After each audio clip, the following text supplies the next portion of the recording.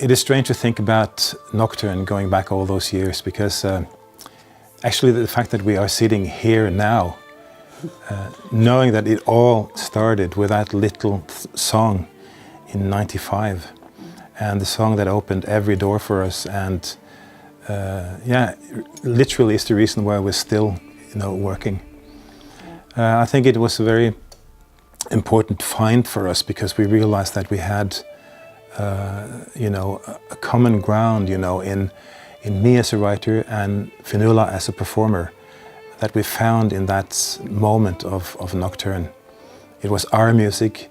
It symbolized our passion for music, and I think we both were looking for something that we found in that particular piece. I remember somebody in the industry many years ago said that we're like long shelf life music. We're like that tin of beans at the back of the press, but that can be there for years and you take it out and it still tastes good. So after all these years, that I never could imagine us doing a concert without performing Nocturne.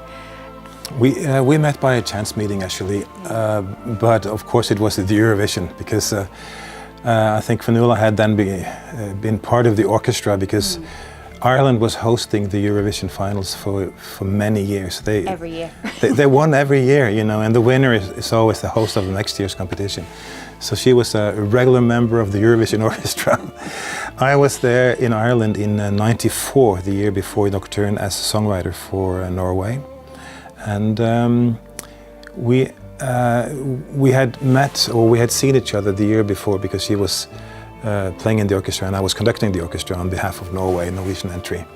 So it was just enough to say hi, hi, do you recall last year and all that stuff. And she asked me, would I consider writing some song for her planned solo album.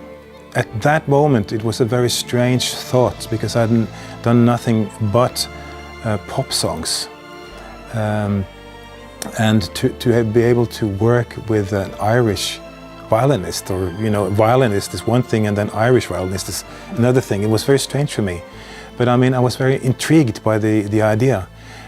So, within a few months of us working together in that fall of '94, we felt we were really onto something, and then the Eurovision came up. We were invited to participate in that. So at that point I left my full-time work in Ireland, and we were recording our first album together. So we didn't have a calculated plan.